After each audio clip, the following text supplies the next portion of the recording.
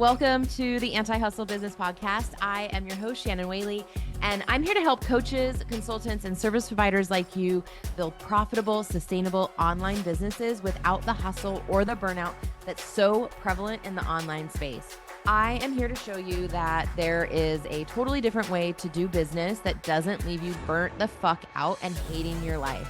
It's time to ditch the hustle culture and embrace a new way of doing business.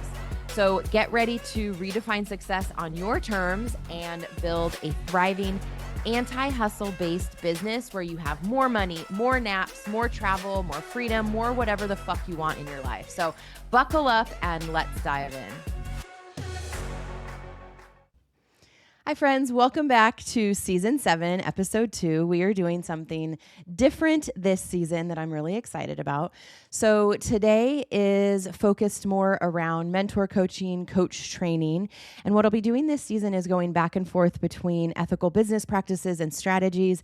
And then the next episode will be more around the coach training aspect, because I am a former coach trainer. I am in the process of creating the Anti-Hustle Coaching Academy, and I have been a PCC level coach for many, many years and been a business coach since 2015. And one thing that I have seen that affects clients and coaches time and time again is that when they don't feel confident about their coaching skills, if they have a deep-seated fear about being found out that they're not very good, it affects how they're showing up online. It affects their pricing. They can't get behind their program because they don't feel confident as a coach. What I'm going to do today is talk to you about how to get a coaching request, and then how to actually structure your coaching call so that you help your clients not just feel safe, but also help them get better results. And this will hopefully help you show up more confidently on these calls, and then in turn be able to raise your rates, really stand in your work and stand behind what you're doing, and feel confident that you can help your clients get the transformation that they've signed up for. So what I have seen time and time again is that when there is a lack of structure in the coaching call, that it just feels like a conversation with a friend. So of course you're not going to feel confident in charging more money for your sessions. And coaching is a very specific conversation. It is very structured. Now you can play around with this structure, but if you are going through a coach training program and especially have your sight on getting your credential through the International Coaching Federation, then they are really looking for a structured session.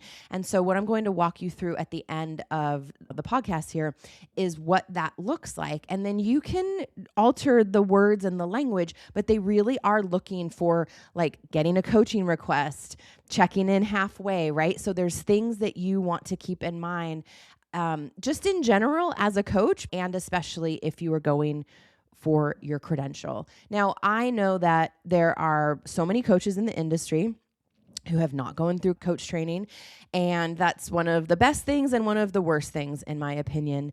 It's how a lot of harm has been caused because people don't understand coaching, because they are not actually coaching. And so one thing that I have experienced myself is that when I am coaching, the person on the other line, if they've never worked with an actually trained coach, they are looking for something very different that they have experienced with their other quote unquote coaches, because the coaches told them what to do. They gave them advice, and that is not what true coaching is.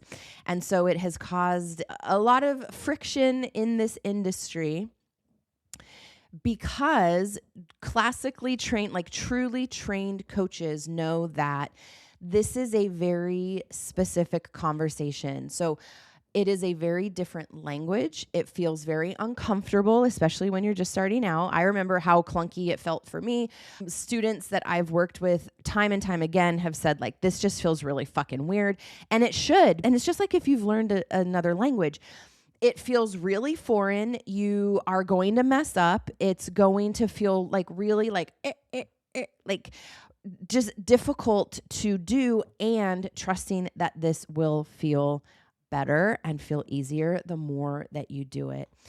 Several things that I've seen when there is a lack of structure in the calls, that the coach also starts to feel uncomfortable. The coach starts to feel unsure of themselves. And maybe you're unsure of what to do next. Like you don't know what to say. And so you're filling it up with, maybe you downloaded like 1,000 powerful coaching questions. That is a blessing and a curse to have that. And I could create that for clients. I might even have something in one of my portals for that.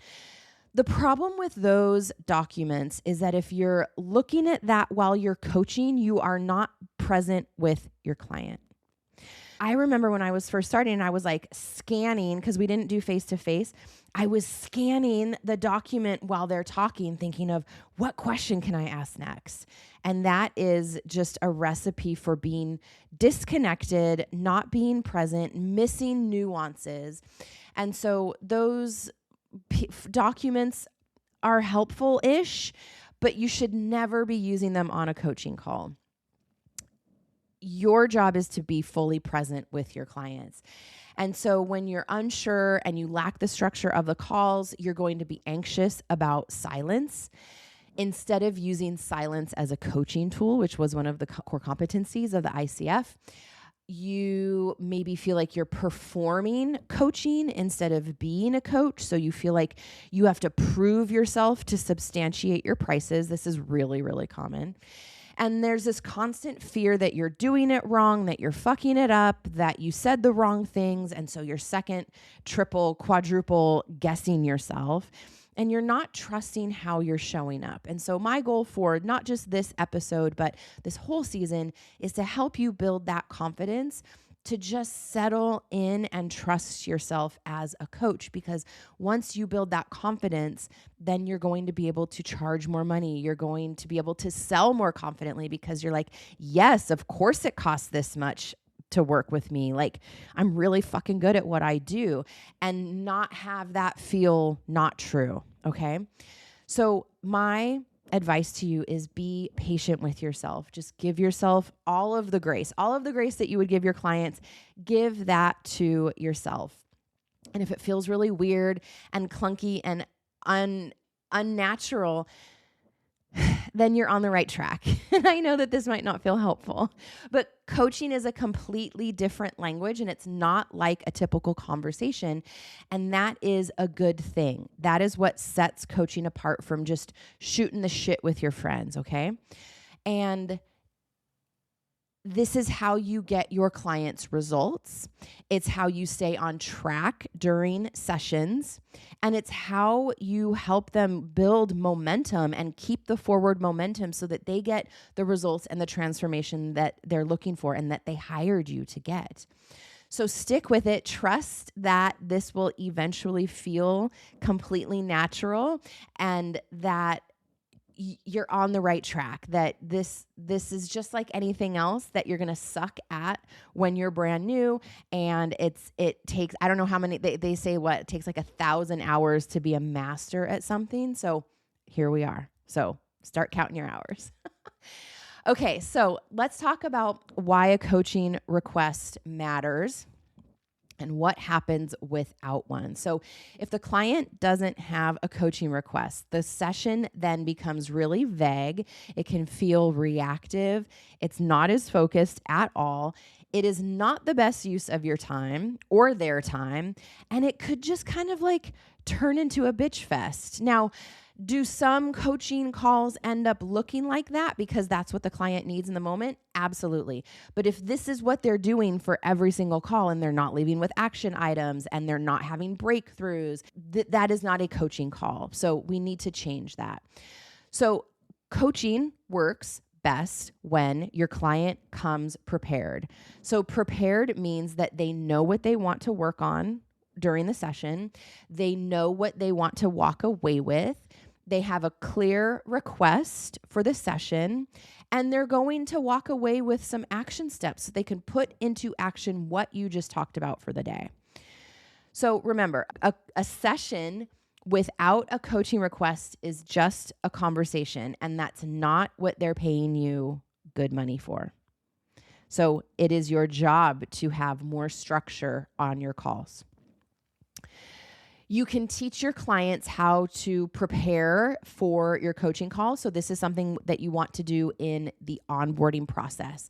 You want to make sure that you are setting the container on the very first call, that they know what to expect during the whole process of working with you, and then also what's happening on each call. And so again, this will also feel really uncomfortable because you're going to be talking a lot, and we're taught that we're not supposed to talk a lot on these calls, on the coaching calls, right? So we'll get to that. But when you are setting the container, you are creating safety. This is how you build trust. You're letting them know what to expect, how to get a hold of you, how to come and prepare for the call so that they get the most for their money. What you can do is you can create just a simple document, literally 3 questions. What's your coaching request for this session? What do you want to walk away with? And how will you know that you got what you needed?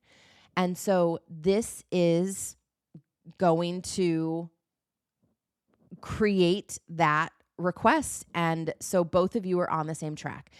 Now, you can have them send this to you. I used to ask clients to send it to me 24 hours before the session. I don't do that anymore. My clients know to come prepared. You can do that if they are continually coming to coaching calls without a request. Then that is the request. You need to figure out what is getting in the way of them coming prepared and what's happening here. And then you might require this document before the calls just so that they get on track. This is the accountability part of a coaching relationship.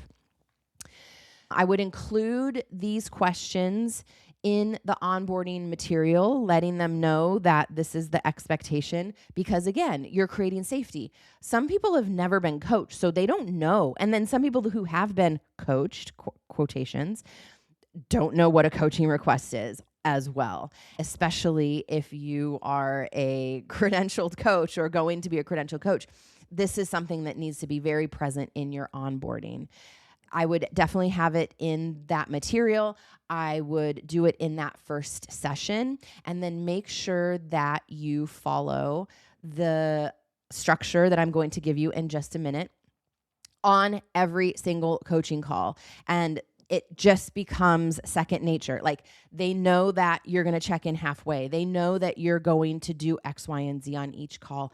And again, this is all about creating safety and trust within this coaching relationship.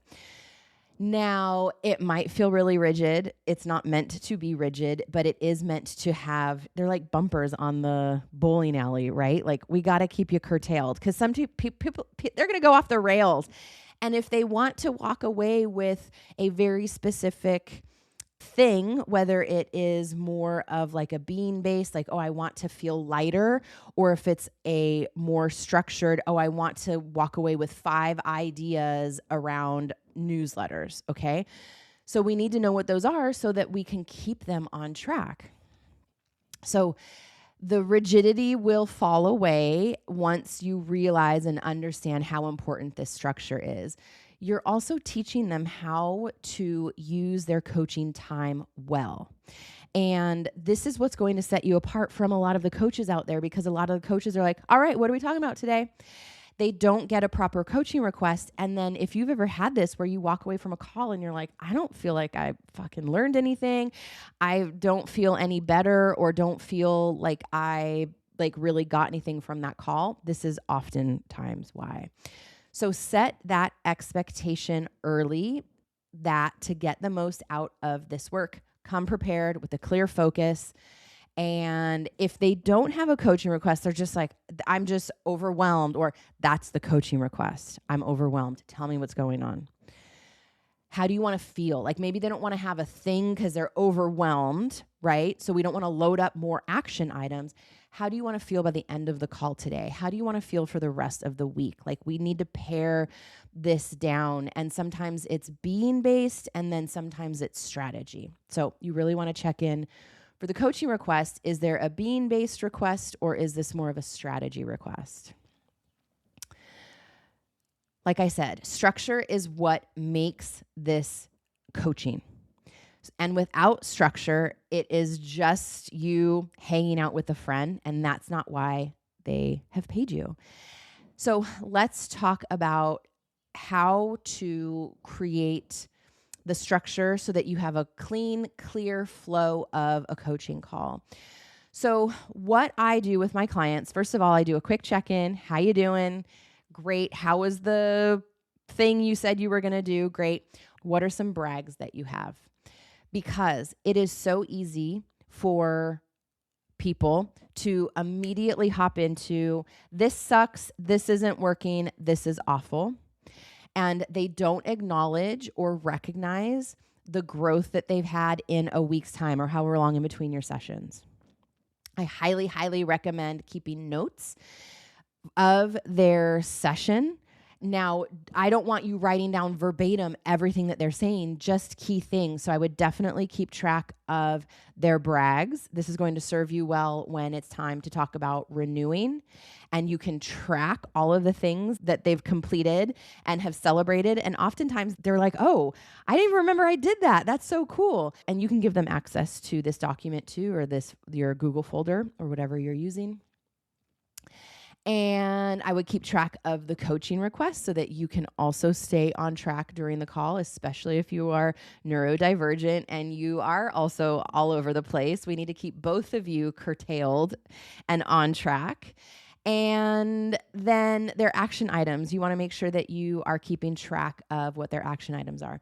Now, I'm also using Fireflies. You can use the Zoom AI. I would definitely have a note keeper, so that you can also, now we're getting business stuff, but this is also a great way to create content around your session. Obviously, not making it clear who you're talking about, but you can share what you talked about or the different breakthroughs. There's a lot of really good golden nuggets in your coaching calls. And if you're not telling people what you do or how you do it, no one's going to know. So quick check-in. How are you? What are you celebrating? What are your brags? Let's first review your action items from the last call. This is very, very important for ICF coaches, especially if you're submitting those calls or if you are being reviewed by your coach trainer. You want to make sure that you are checking in about the previous week's action items. So what did you get done? Did you complete your action items from last week? What didn't you get done? What got in the way of you completing these? Remember, we don't want to ask why. Why didn't you do these things? So what got in the way? What happened here? Do you want to recommit to your action items this week? What will you do differently this week to make sure that you actually complete the task? We need to understand what happened, what got in the way, what will be different this week. What kind of accountability do you need? You want to put the ownership back on them. So if they're ever like, oh, can you check in with me? Can you follow up with me? And you can say this. Actually, what we have seen in coaching is that it's more powerful when you take ownership and responsibility for that check-in. So I would love for you to message me every day in Voxer or Telegram if you have that, or if you want to email. If you want to set an alarm and send me a message to check in, but this is how you take responsibility for your results instead of feeling like I'm nagging you to get stuff done. We don't want a nagging relationship. Also, imagine if you had a full roster and you had to check in with 10 one-on-one clients because you committed to do it. You would need a whole day to do this, right? We don't do this. Put the responsibility back on them. Put the ownership of their actions and their results back on them. Want to break free from the hustle and grind and build a successful business? I've helped thousands of clients and students leave their 9-to-5 jobs, travel the world, land their first clients, close 5-figure sales in the DMs, and grow their businesses to 6 and 7 figures. Want to know more? Visit antihustlebiz.com and transform your life and business the anti-hustle way. Okay, back to the show. So the next part is get the clear coaching request. So very specific, very concise. Repeat back what you're hearing. Okay, great. So this is what I heard, that this is the request. This is what you want to walk away with. This is how you know you got what you needed. And you can even ask, does this feel more of a being based or more of a strategy? And if you're noticing that, you can say like, okay, I'm recognizing this is more strategy today. Is there a being based request here underneath all of it so that you can make sure that they're getting all of the things?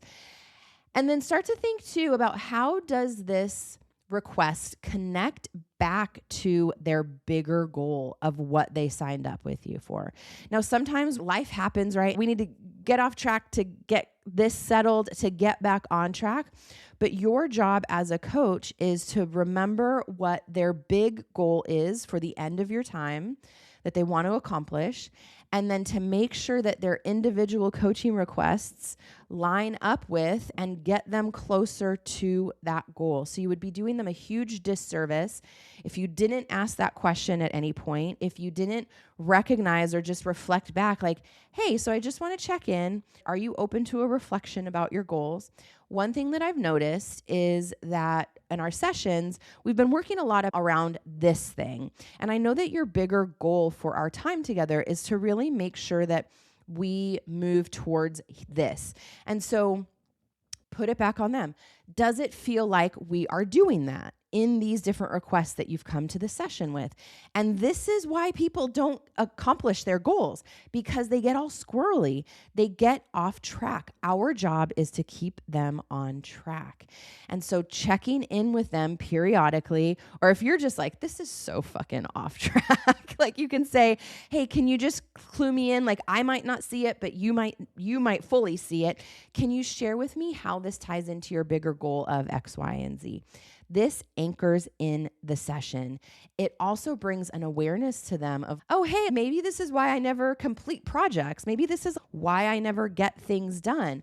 We have to keep them a lot of times, right? Again, especially if they're neurodivergent, like we get off track, and shiny toy syndrome is just, it's real. And so our job is to keep them curtailed, okay? Now in the session, don't make this take a lot of time. This should be, I would say, maybe 10 minutes between the hello, the brags, the coaching request, and then you start, okay? Move right in. Halfway through the call, 30 minutes through the call. Hey, so I just want to check in. We're about 30 minutes through our call, and I want to see how we're doing. Here's what we covered. Here's what you said you want to walk away with. Are we getting there? Are you getting what you need? You don't have to ask all of these questions, but you get the point, right? Are we on the right track so that you get what you need? Do we need to pivot at all? Put it in their lap. They get to decide. This prevents drifting and going off track. And I've had plenty of clients be like, okay, good. Thank you for this. I'm complete on talking about this. I need to talk about this other thing to make sure that I get those things for my coaching request. Perfect.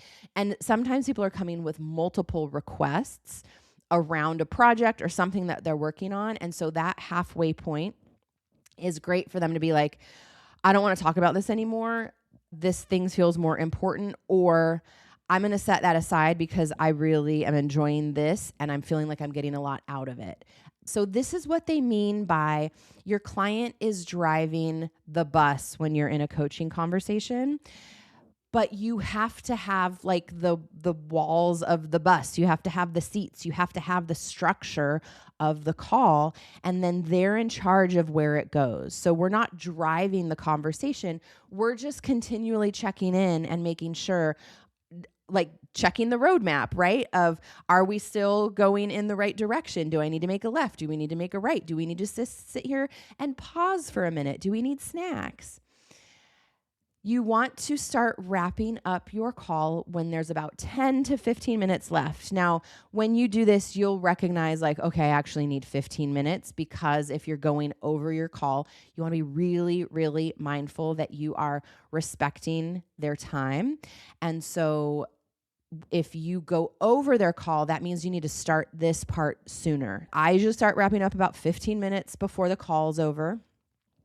Hey, so, okay, I'm looking at the time. We have about 15 minutes left, so I want to check in. Go back to the original coaching request. Did you get what you needed today? Great. What are some of the action items that you would like to commit to between now and our next session?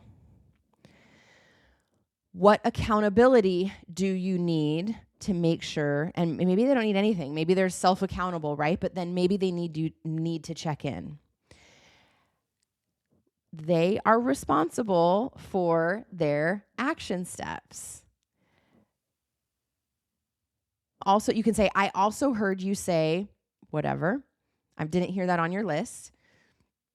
And if you have some ideas that's going to help them move forward, you can also give them some action items and say, hey, if you're open to it, here are some things. So here's a book that I've read that I think would be really helpful. I'd love to challenge you and encourage you to, I know you said that you would send one post, but I'd encourage you to send out that second post and really try to ramp that up, because that's where we're going. So how can we stretch the client?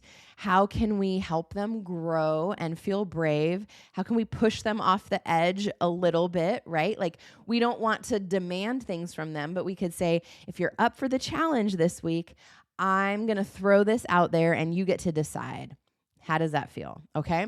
Coaching is, if you're open to it, here are some other ideas. Consulting is, here's the thing, this is what you need to do. You need to come back by next session with X, Y, and Z done, and then we will look at your results and move forward from there. Very different energy. Now, I do a mixture of mentoring and coaching and teaching. If you've ever worked with me, you know that there's lots of different things that I do to help my clients move forward. And it might be consulting and then move into the coaching part around your feelings about, okay, so we're going to launch this program and you're committing to doing a weekly Facebook Live. These are how you get results. Here is the teaching on how to launch. Here is the consulting. For example, I want to see you commit to one Facebook Live a week for this entire launch, this 6-week launch. And then I will coach them around their feelings. So what comes up for you when I ask you to do that? What is your resistance to this much visibility? What's coming up around posting more every week and getting more visible? What's happening in your body right now? So there is a mixture of the two, and then coming back and checking in with them, because also sometimes our clients need some training around the thing that we're teaching them, right? That we're coaching them around. And so we have to step out of coach role and into teacher or consultant, teach them the thing, and then coach them around, how are you feeling about this? Because this is where things can get uncomfortable, because they're not used to doing things a certain way, or we're teaching them a new way of doing something. So then we need to go back into coach role and ask them, what's coming up for you around this? So you're allowed to do this. You just need to make sure that your clients know and understand that you're moving out of one role and into another. And so you'll figure out what this looks like for you. I know that as an ICF credentialed coach, that there's a very specific way, and you're supposed to recognize and acknowledge that I'm stepping out of coach role right now and I'm moving into consultant. This becomes really tiresome and annoying. I've had clients be like, just fucking do it. Like, I understand what you're doing. I know how you do it. It's a different story if you're being audited or if you are going through your credentialing process or testing.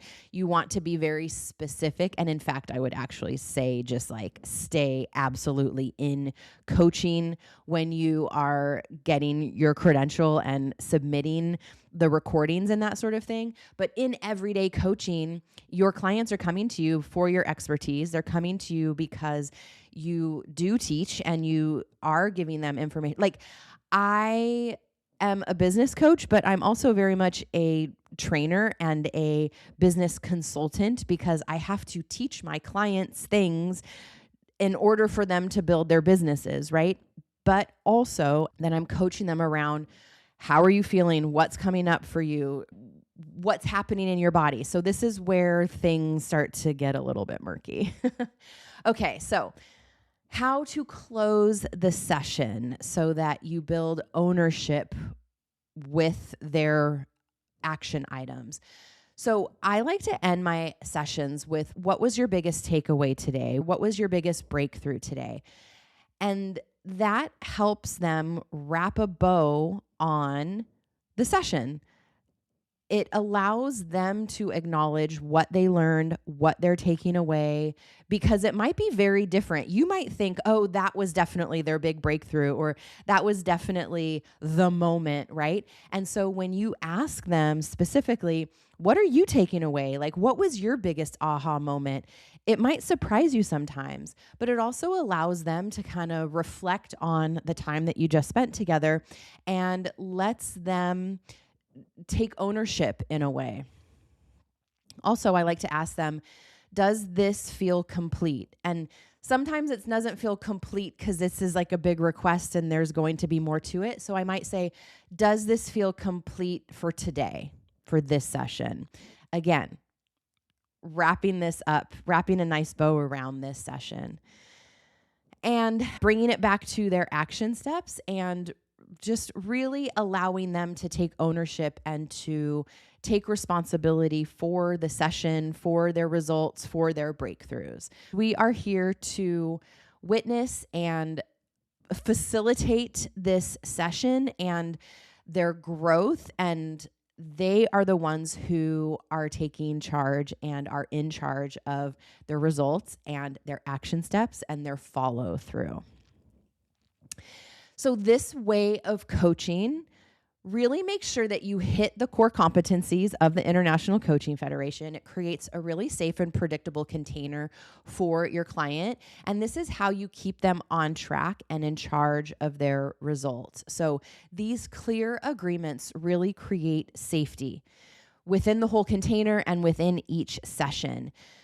The predictable structure really creates and builds trust. They know what to expect. It might feel a little clunky, especially if you're not used to having a proper coaching request or having proper structure to your calls. So you can name that too. Like, I know that this feels a little bit different of how we've been doing things. Like, if you want to start introducing these into your calls and you haven't done that, just name it. Name that you're trying this new way because it feels better, because it's more in alignment with the ICF.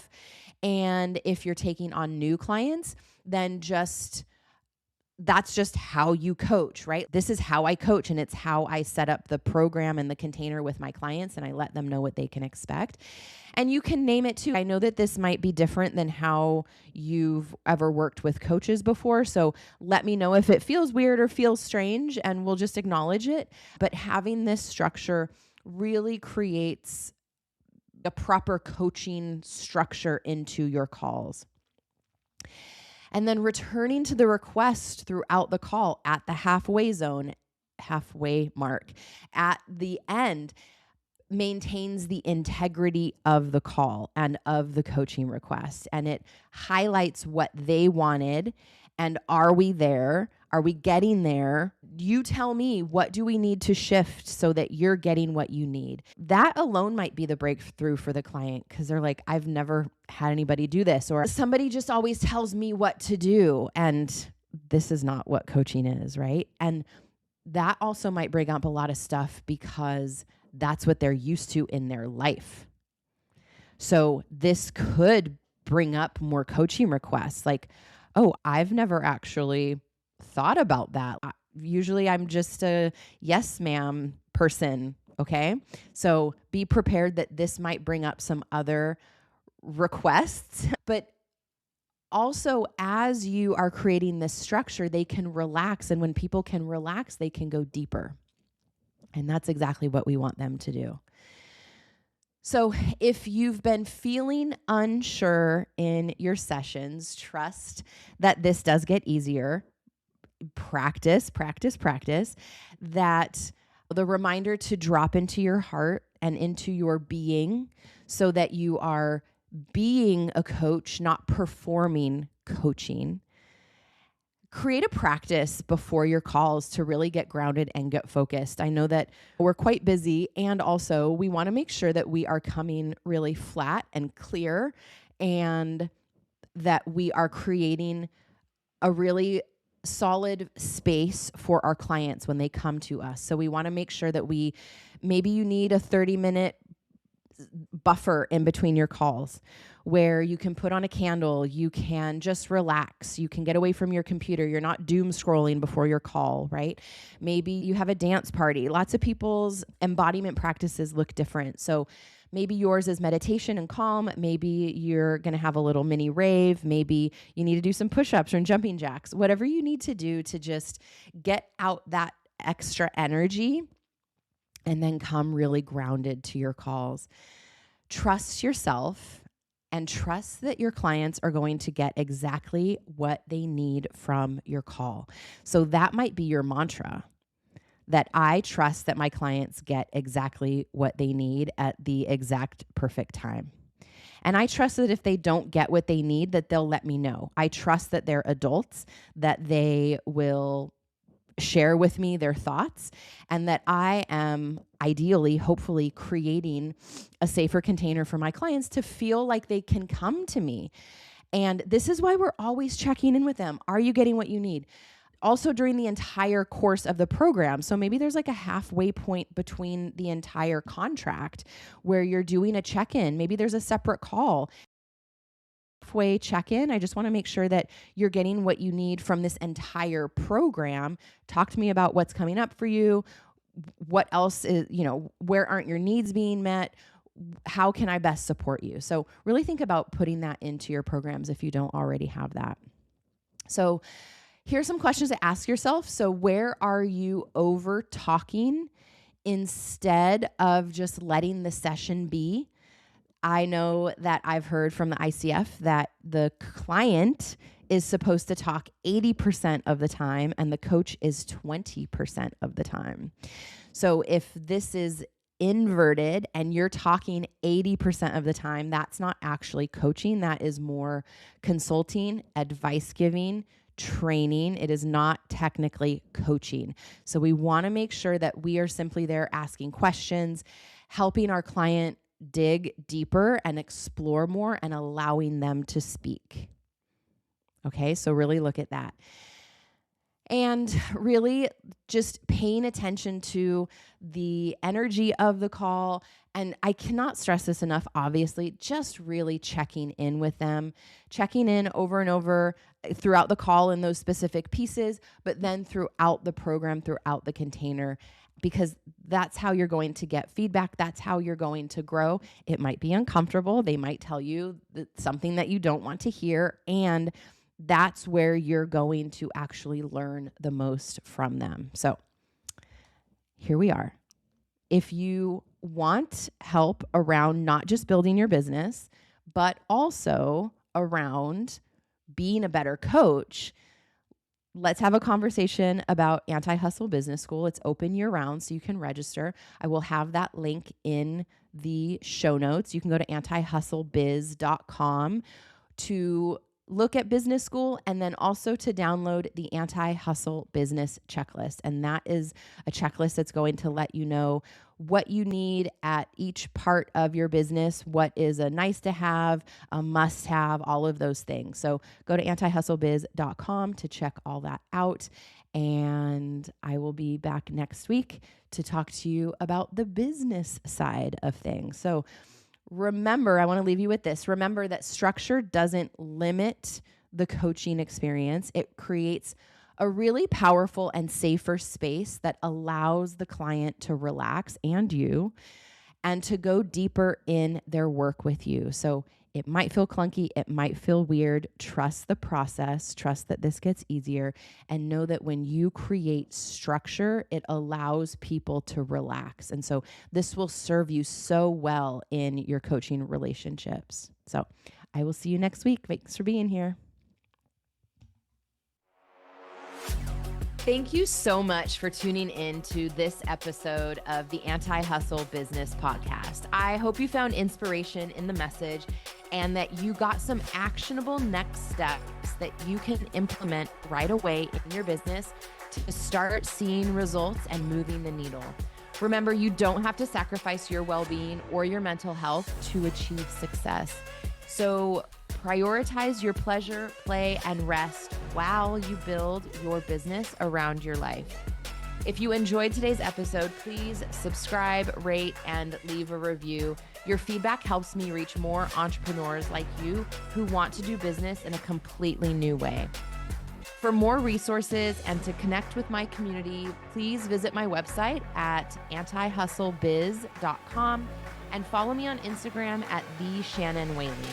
Until next time, keep taking those strategic anti-hustle steps toward building the business and life that you love. Take care.